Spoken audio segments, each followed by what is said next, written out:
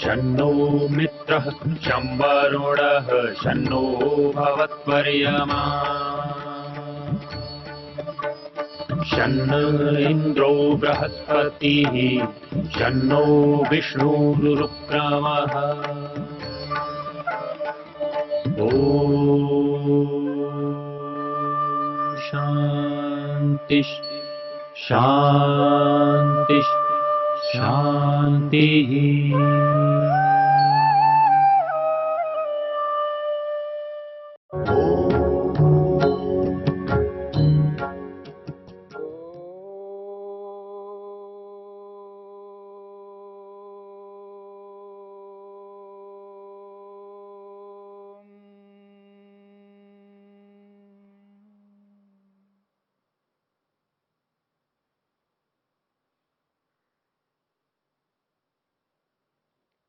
योग में मन।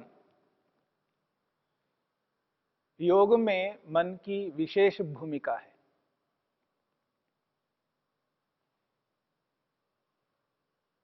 योग करने वाले यदि मन को जानते हैं, समझते हैं, तो योग करना सरल बन जाता है। योग करने की इच्छा रखते हुए मन को नहीं जाना जाए, योग अत्यंत कठिन बन जाएगा। मन की जो भूमिका है योग में विशेष है। मन के अंदर तीन स्वभाव, एक चंचल स्वभाव है जो चंचलता का द्योतक है। मन का मूढ़ स्वभाव है जो आलस्य का द्योतक है। मन का शांत स्वभाव है, प्रगति का द्योतक है। मनुष्य जिस लक्ष्य के लिए मनुष्य शरीर में आया है, आत्मा जिस लक्ष्य को पूरा करने के लिए मनुष्य शरीर में आया है, उस लक्ष्य को पूर्ण करना मन के शांत स्वभाव में संभव है।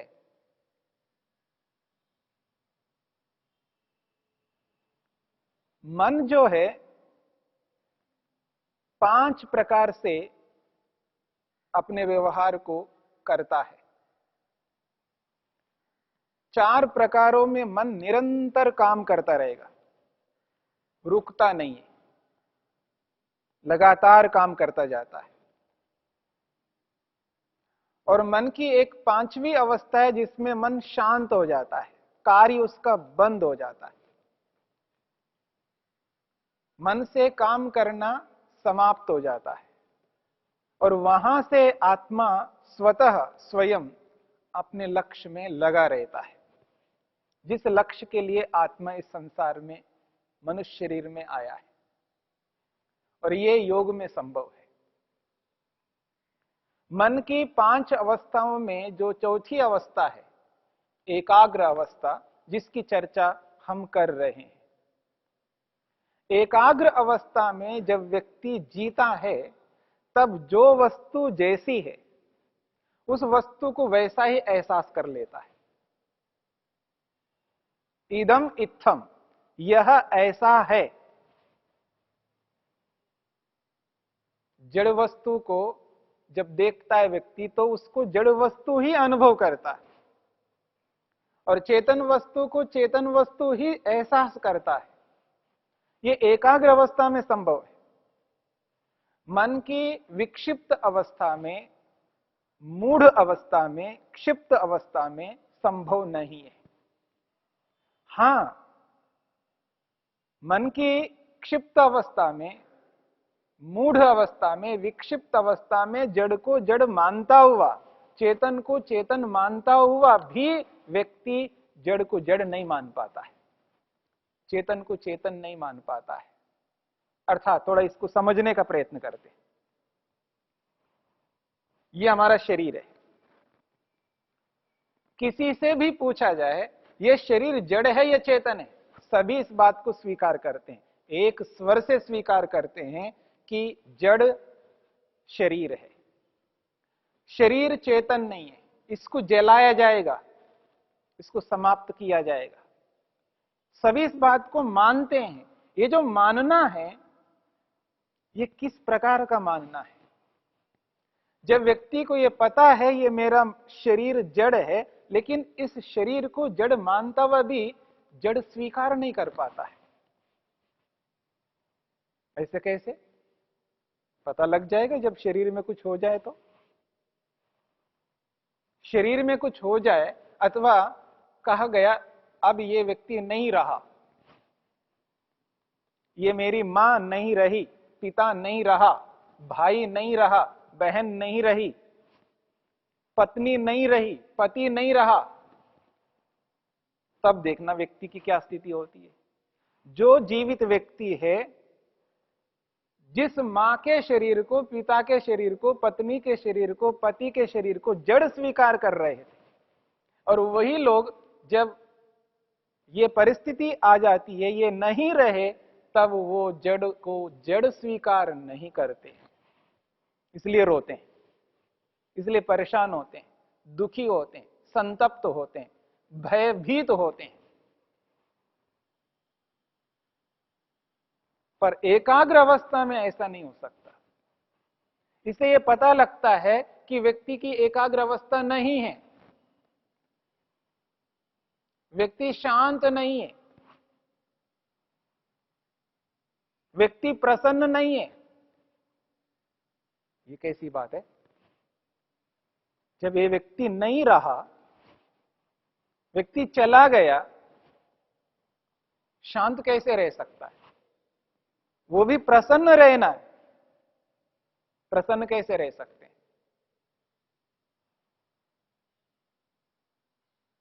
पर जब व्यक्ति को ये एहसास होता है जिसको नहीं रहना तो नहीं रहेगा, मेरे दुखी होने से, संतप्त होने से, परेशान होने से वो वस्तु नहीं रहेगी, वो रहेगी, वस्तु नहीं रह सकती है, वो तो जाना ही है उसको। जो वस्तु उत्पन्न होती है उसको नष्ट होना है, ये तो शाश्वत सिद्धांत है। इस शाश्वत सिद्धांत को मैं स्वीकार करता हूं, शांत मन से स्वीकार करता हूं, एकाग्र अवस्था में स्वीकार करता हूं। उस स्थिति में जब व्यक्ति नहीं रहा, ठीक है नहीं रहा, जब तक रहा है तब तक उसका पूरा उपयोग लिया, उससे जो व्यवहार, जैसा व्यवहार करना था, करना चाहिए, वैसा ही किया। अब वो वस्तु नहीं रही है तो कोई बात नहीं, अब जो है उसके साथ व्यवहार चलेगा, जैसा है वैसा ही व्यवहार चलेगा।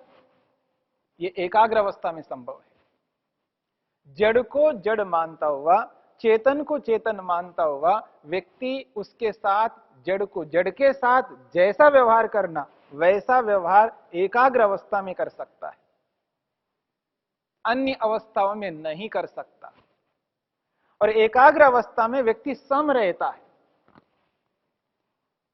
दुख आ जाए, सुख आ जाए, किसी भी परिस्थिति में, अच्छी परिस्थिति हो, बुरी परिस्थिति हो, किसी भी परिस्थिति में व्यक्ति सम रहेगा, समान स्थिति में रहेगा। यही एकाग्र अवस्था है। जो वस्तु जैसी है उसको वैसा ही एहसास करता है। और उस एकाग्र अवस्था में दूसरी स्थिति व्यक्ति की यह आती है, व्यक्ति क्लेशित नहीं होता, किसी के साथ कोई राग नहीं रख सकता, किसी के साथ किसी प्रकार का द्वेष नहीं रख सकता, मोह नहीं रख सकता। एकाग्र अवस्था है या नहीं है, इसका पहचान है राग, द्वेष और मोह। परस्पर हमारे जितने भी संबंध है, हम अपने अपने संबंधों को देखें, पता लग जाएगा। पति पत्नी का संबंध है, माता पुत्र का संबंध है, भाई भाई का संबंध है, बहन भाई का संबंध है, एक मित्र मित्र के साथ संबंध है, एक विद्यार्थी अध्यापक के साथ संबंध है। जितने भी संबंध हमने जोड़े हैं, जिन जिन लोगों के साथ संबंध जोड़े हैं, उन सारे संबंधों को देखिएगा।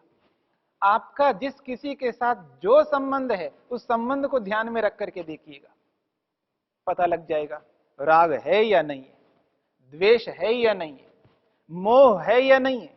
यदि है तो समझ लेना मेरी वो एकाग्र अवस्था नहीं है, मैं एकाग्र अवस्था में नहीं हूं। अपेक्षा क्या रखता है व्यक्ति?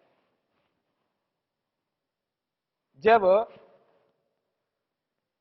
पत्नी पति को देखती है, वो यही एहसास करती, ये व्यक्ति मेरे साथ सदा रहे, हमेशा रहे। इस हमेशा को भी थोड़ा सा समझने का प्रयत्न करिएगा। हमेशा का मतलब है मरते दम तक रहे, कम से कम। सदा का मतलब उनका है यह परमानेंट जॉब है, यानी मरते दम तक ये व्यक्ति मेरे साथ रहे, मेरे से अलग नहीं हो। ये क्या है? ये मोह है। आप रहना क्यों चाहते हैं उनके साथ में, जब आपका संबंध वैसा नहीं रहा? गृहस्थ का कर्तव्य पूरे हो गए, अब आप गृहस्थ नहीं है, क्यों उनके साथ वैसा संबंध रखना चाहते हैं? क्योंकि वहां मोह है, वहां राग है। राग नहीं है, द्वेष नहीं है, तो दूर हो ना। दूरी में ही आपकी उन्नति है, क्योंकि आपका आश्रम समाप्त हो गया। अब उच्च आश्रम में प्रवेश करिए, और उससे भी उच्च आश्रम में प्रवेश करिएगा। जिस किसी के साथ जो भी संबंध है, हम उन संबंधों को जब ध्यान में रख करके देखेंगे तो वहां पता लग जाएगा राग है या नहीं है, मोह है या नहीं है, अथवा द्वेष है या नहीं है। नहीं बनती है उनके साथ, उनके साथ नहीं बनती है, उनके साथ नहीं बनती है, नहीं बन रही है तो समझ लेना कि द्वेष है। बिना द्वेष के ये संभव नहीं है। किसी भी व्यक्ति को देखने के साथ में मन के अंदर जो भाव विपरीत उत्पन्न होते हैं, उसके दोष दिखाई दे रहे हैं उसको, और उससे उसको परेशानी हो रही है, तो समझ लेना द्वेष स्पष्ट है वहां पर। वो व्यक्ति कोई भी हो सकता है। ये तो हम जिन जिन लोगों के साथ जो अच्छे संबंध बना के रखे हैं, ये मित्र है, ये पड़ोसी है, ये वो व्यक्ति है, वो व्यक्ति है, जो हमारे जितने भी संबंध हैं, उन संबंधों से थोड़ा सा और ऊपर उठ करके देखेंगे, जिसको आप दुष्ट कहते हैं, नीच कहते हैं, पापी कहते हैं, किन्हीं और गलत शब्दों का प्रयोग कर सकते हैं, शत्रु समझो। उनको देखने पर भी व्यक्ति के मन में वो भाव उत्पन्न होते हैं। कौन से भाव? जो मनुष्यपना के भाव हैं। आखिर वो मनुष्य हैं, भले ही वो शत्रु हो, दुष्ट हो, नीच हो, पिशाच हो, राक्षस हो, तो भी उस व्यक्ति को देख करके उसके अंदर वो मानवीयता जगती है। ठीक है, व्यक्ति गलत है, गलत किया, दंड भोगेगा, इसमें कोई दोहराई नहीं है, परंतु उस व्यक्ति को देख करके मेरे मन में द्वेष पैदा हो रहा है। ये मैं उस व्यक्ति की बात कर रहा हूं जो योगाभ्यास करने वाला व्यक्ति है, जो योगी बनना चाहता है, जो अपने उद्देश्य को पूरा करना चाहता है। वो अपने आप को क्षत्रिय के कोटि से ऊपर उभार लिया अपने आप को।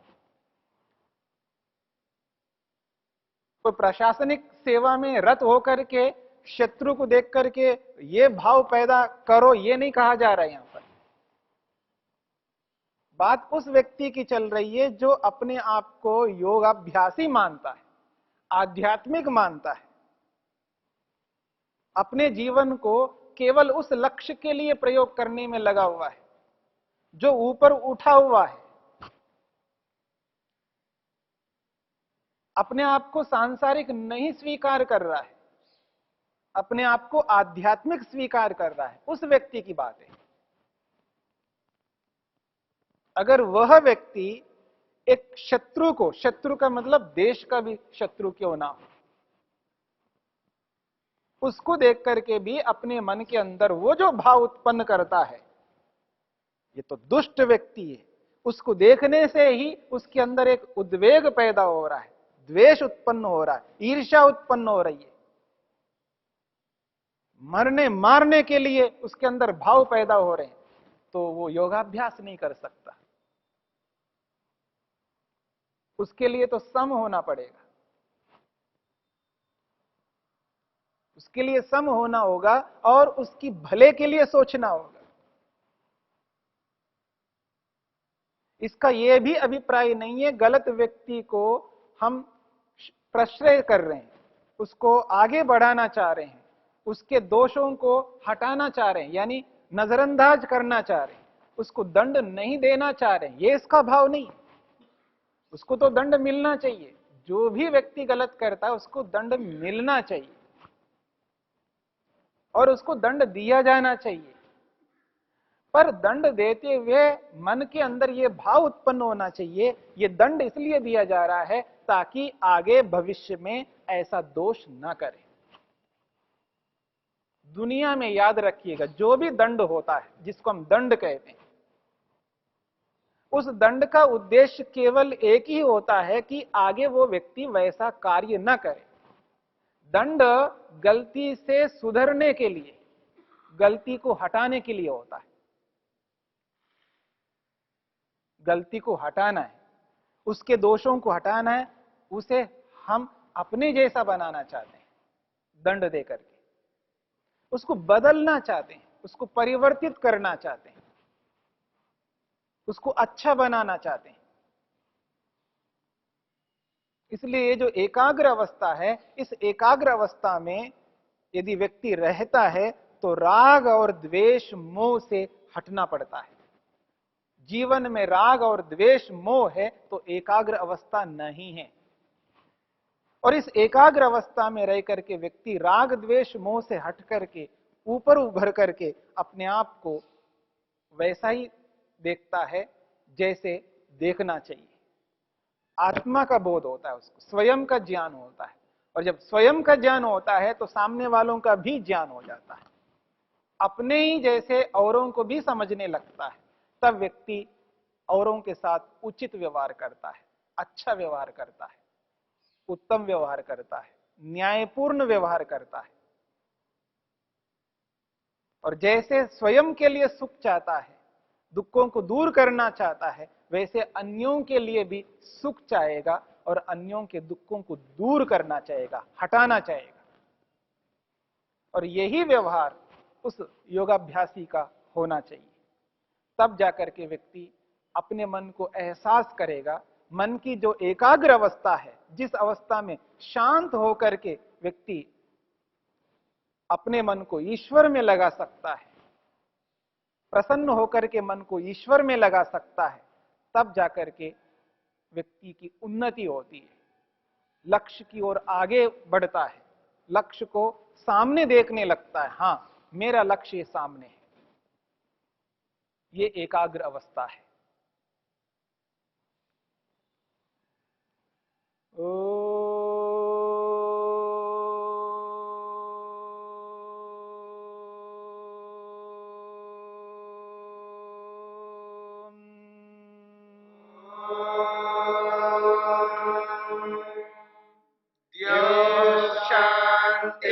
शांतिरंतरिक्षं शांति पृथिवी शांतिरापः शांतिरोषधयः शांतिः वनस्पतयः शांतिर्विश्वे देवा शांतिर्ब्रह्म शांति सर्वं शांति शांतिरेव शांति क्षमा शांतिरेधि। ओम शांति शांति शांति।